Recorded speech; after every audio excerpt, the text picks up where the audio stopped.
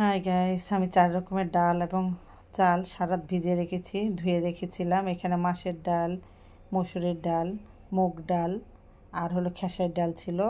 আধা কাপ করে, আর আধা কাপের চেয়ে কম 1 মুঠ 2 মুঠের মতো চাল ছিল। পানি দিয়ে বসিয়ে দিলাম, প্রেসার কুকারে দিব এটা আমি তাড়াতাড়ি হওয়ার জন্য। একটু লবণ দিয়ে দিলাম, আর হলো একটু আদা রসুন, তারপরে ধনিয়ার গুঁড়া, মরিচের গুঁড়া, হলুদের গুঁড়া এগুলো দিয়ে দিব। তারপর সাথে দিয়ে দিব গরম মশলা, তেজপাতা, এগুলো দিয়ে এটা ছিটিয়ে আসা পর্যন্ত অপেক্ষা করব। তারপর এটা নেড়ে চেড়ে ঢেকে দিব। এখন দিয়ে দিলাম লবণ স্বাদ মতো। তারপর এটাকে আমি ঢেকে দিলাম। অপেক্ষা করুন। রান্না অপেক্ষা করতে হয়, আস্তে ধীরে করতে হয়, লং ভিডিওটি সময় লাগে। আর পাশের চুলায় আমি মাংস কষিয়ে নেব।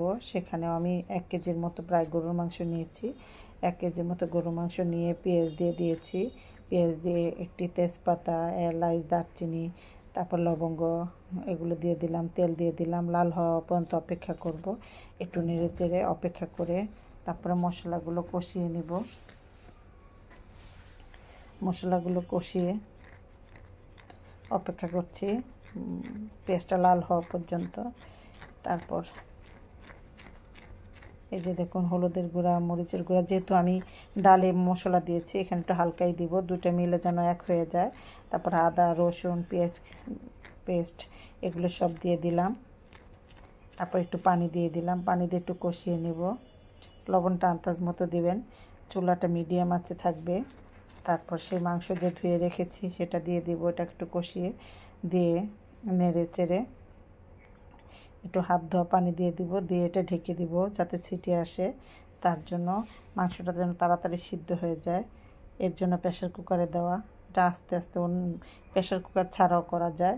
তারপর এই যে মাংস ঢেলে নিলাম।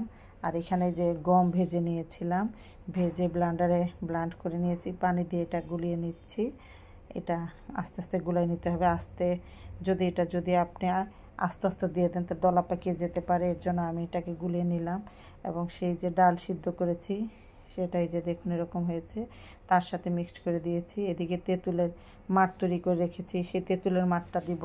আর এই মাংসটা কষিয়ে মাংসটা মিক্সড করে দিব ডালের চালে, খিচুড়ির সাথে এই মাংস মিশিয়ে দিব। দেখুন মাংসের কালারটা কতটা লোভনীয় হয়েছে।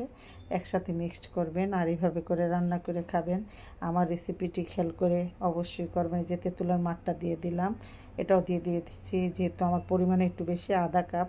আপনারা যে যেরকম খান সেরকম দিবেন। তারপরে দিয়ে দিতে হবে একটু টমেটো সস। এটা ইচ্ছা হলে দিতে পারেন, কিন্তু এটা দিলে টেস্টটা একটু বেড়ে যায়, তাই আমি এটা দিই। প্রতি রোজায় আমার এই হালিমের অর্ডার থাকে। এটা আমার স্পেশাল হালিম, আমি নিজস্ব মশলা বানানো। এখানে ছিল বিট লবণ, একটু মরিচের গুঁড়া, একটু টেস্টিং সল্ট, সেটা দিয়ে দিলাম। আর সাথে দিয়ে দিলাম বেশি তেল দিয়ে পেঁয়াজ লাল লাল করে বাগার দিয়ে দিলাম। দিয়ে আর একটু অপেক্ষা করবো। একটু মাওয়া দিয়ে দিলাম, আমার ঘরে মাওয়া ছিল, আপনি না থাকলে দিবেন না। তারপরে বাটার দিয়ে দিলাম। এই যে বাটারটা উপর দেখা যাচ্ছে, বাটার দিলে একটু টেস্টটা বেড়ে যায়। এভাবে করে খাবেন।